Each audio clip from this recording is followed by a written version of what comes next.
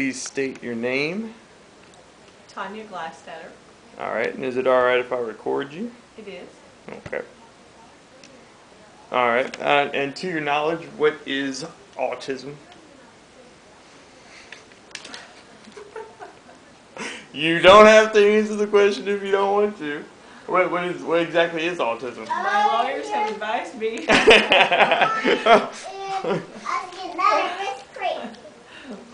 Do you know what autism is? Yeah, autism is a spectrum disorder.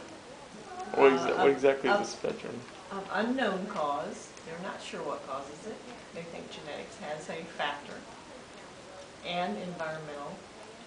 Like, what are some of the symptoms of autism, I guess? The symptoms of autism. It's usually referred to as a social behavior disorder.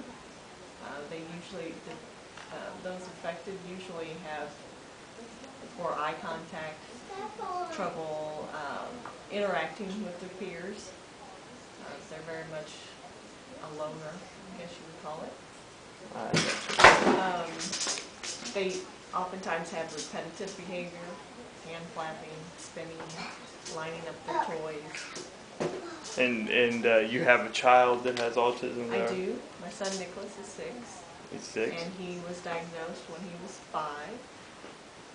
His actual diagnosis is PDD-NOS, which is pervasive developmental disorder, and that's on the spectrum. He is very high functioning. Is there like other levels? Like, is he pretty much so he's high functioning? Is there he is high functioning. There is you can be low functioning, where you have very few skills, don't talk hardly at all, and then you can be high functioning, and another form of that is called Asperger's syndrome, and Nicholas does not have that. You have 3 criteria you have to meet to be diagnosed with Asperger's, and he did not meet those criteria, but that is a form of high functioning autism. I gotcha. So Nicholas speaks very well. So he's, even though he's got a social disease, he's able to talk. Yeah, right? His main concerns are with his social skills. His eye contact is getting better. He responds to his name the first time you call his name about 50% of the time. So that's improving. But his main concerns are how to interact, the give and take of play and conversation. I gotcha. So is there anything that you have to do differently with Nicholas than, say, your other child tests? Like, do you have to treat him any differently? Or? I try not to treat him any differently. I do all the same things with him that I do with Tess. The only thing with Nicholas is he has a lot of therapy sessions outside of our normal environment. So probably 4 times a week we're either going to speech therapy or occupational therapy or ABA behavior therapy. He just started music therapy. So all of those things are to help integrate him into where his peers are now. I gotcha. So like school related, is he like in the regular classes? He's in a regular classroom. He does not have an aide.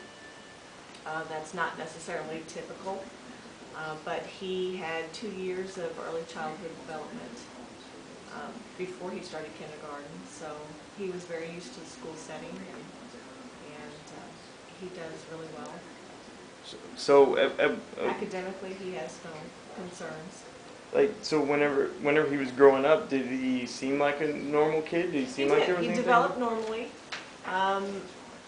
The only clue, I guess, with Nicholas is that he always liked to play by himself. He was very much a loner. But his speech never developed beyond what a 2-year-old should be.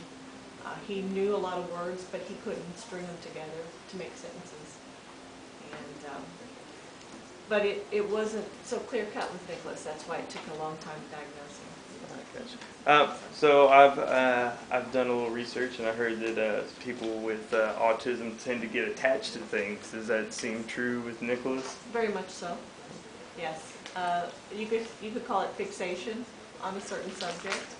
He has a bear that he has had since birth that goes everywhere with him. And right now our fixation is on Indiana Jones and all things Indiana Jones. We talk about it all day long. We dress up as Indiana Jones. We watch Indiana Jones movies.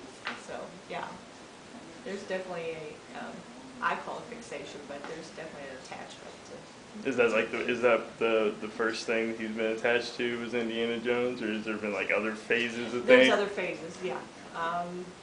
Legos has been a phase. We're still kind of in Legos too. But yeah, there's been several others.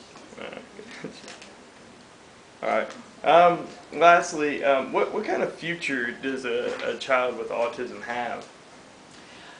Well, it's improving every day. They're learning more and more about it.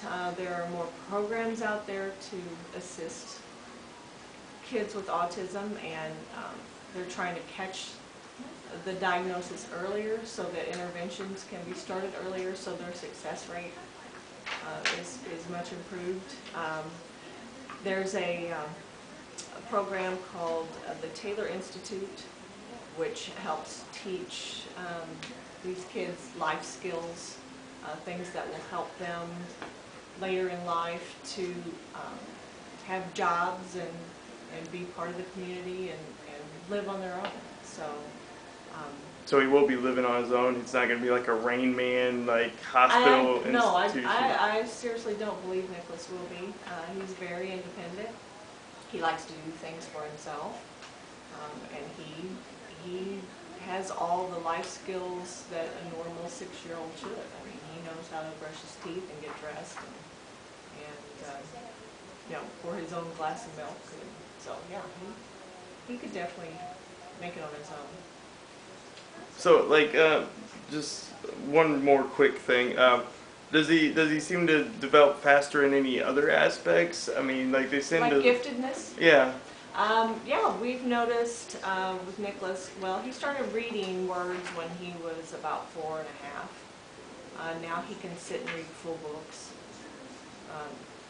So yeah, reading comprehension was very early skill for him, and it just expands every day. I mean, You tend to retain things yes, as well? he can see a word one time and it's there.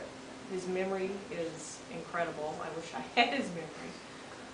And art. He has a real amazing capacity for whatever comes into his brain, he has to draw it out on paper. And we've never taught him how to do any of that. He just picked up a pencil, a crayon one day, and he can draw anything he wants to. And you know what he's drawing. I mean, it's good. All right, well, thank you very much You're for welcome. sharing with us. I really appreciate it. Thank you.